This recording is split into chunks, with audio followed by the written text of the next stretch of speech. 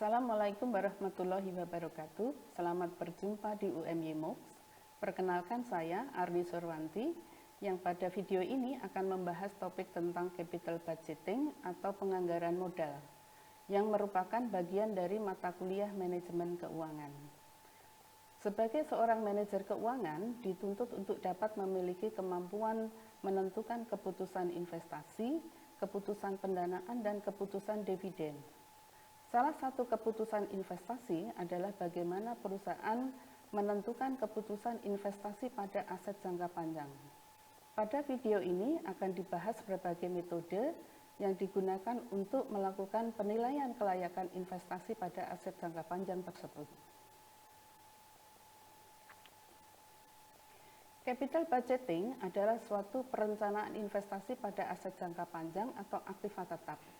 Perencanaan pada aktiva jangka panjang ini dengan melakukan penilaian kelayakan investasi pada aktiva tetap. Investasi pada kelayakan aset tetap ini bisa berupa investasi baru, penggantian aktiva tetap lama, atau perusahaan melakukan ekspansi dengan melakukan penambahan aset tetap yang sudah ada. Investasi pada aset jangka panjang rata-rata membutuhkan pendanaan dalam jumlah yang besar, sehingga keputusan ini merupakan keputusan yang sangat penting. Kesalahan dalam menentukan keputusan investasi jangka panjang ini bisa menimbulkan kerugian yang besar bagi perusahaan. Ada 4 langkah untuk melakukan penilaian kelayakan investasi pada aktiva tetap ini. Yang pertama adalah melakukan estimasi cash flow, baik itu cash inflow maupun cash outflow. Kedua, menentukan biaya modal atau biaya yang harus ditanggung perusahaan terkait dengan sumber pendanaan yang digunakan. Apabila perusahaan menggunakan berbagai sumber dana, maka biaya modal adalah biaya modal rata-rata tertimbang atau weighted average cost of capital, yang disingkat dengan WACC. Dan yang ketiga, mengevaluasi investasi tersebut dengan berbagai alternatif kriteria investasi. Dan keempat, mengambil keputusan apakah investasi tersebut akan diterima atau tidak. Langkah yang pertama adalah melakukan estimasi penilaian cash flow, baik itu cash inflow maupun cash outflow. Ada 3 macam cash flow, yaitu aliran kas awal atau yang kita sebut dengan initial cash flow.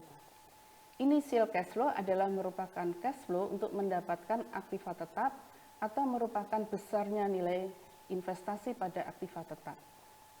Dan kedua adalah aliran kas operasional atau operational cash flow, yaitu merupakan aliran kas operasional masuk bersih, yaitu net operating after tax ditambah dengan depresiasi. Dan yang ketiga adalah aliran kas terminal atau terminal cash flow, yaitu aliran kas pada akhir umur ekonomis, seperti penjualan nilai sisa dari aktiva tetap. Langkah berikutnya adalah mengestimasi biaya modal.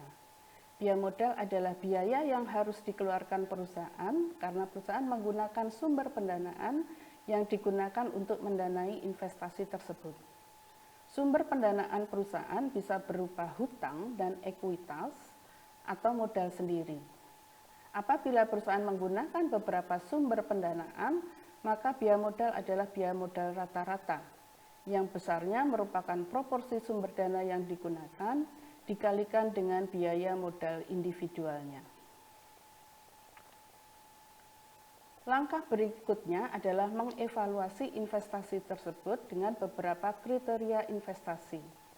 Ada beberapa metode yang bisa kita gunakan untuk menilai kelayakan investasi tersebut, yaitu yang pertama adalah dengan menggunakan metode payback period atau bisa menggunakan discounted payback period atau accounting rate of return atau menggunakan net present value.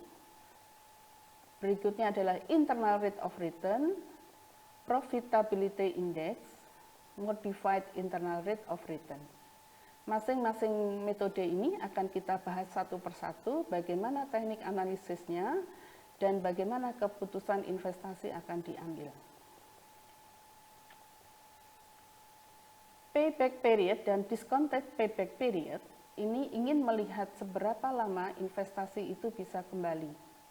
Metode discounted payback period sudah mempertimbangkan nilai waktu uang. Semakin pendek jangka waktu kembalinya investasi, semakin baik investasi tersebut. Dan tentunya akan menguntungkan apabila periode kembalinya dana tersebut bisa sebelum umur ekonomis aktiva tetap tersebut berakhir.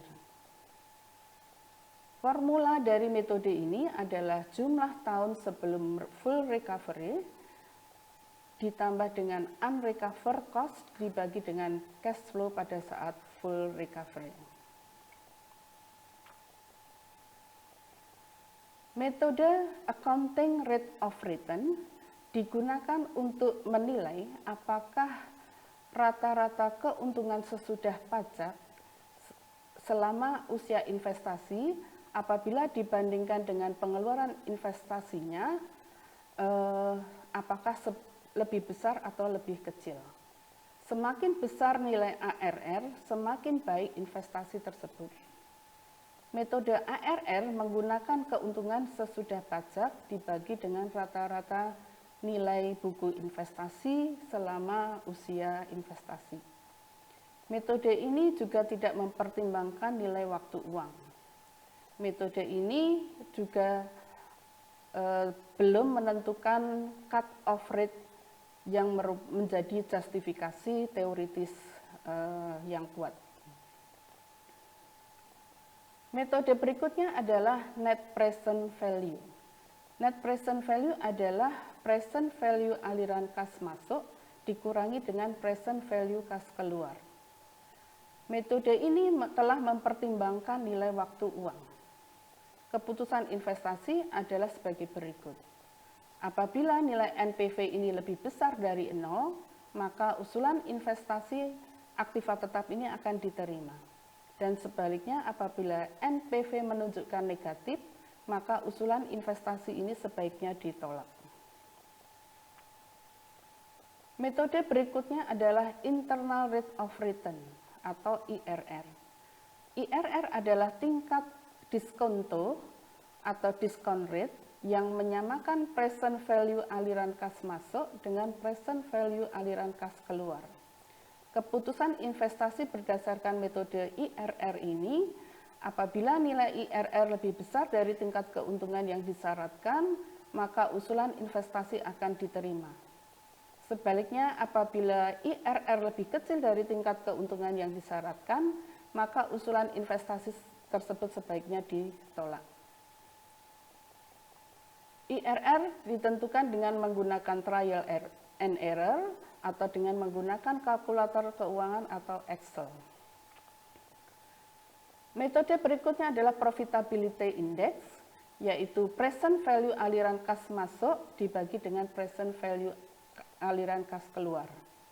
Keputusan investasi berdasarkan profitability index ini, apabila nilai profitability index ini lebih besar dari 1, artinya present value dari aliran kas masuk bersih ini dengan present value aliran kas keluar, maka usulan investasi tersebut akan diterima.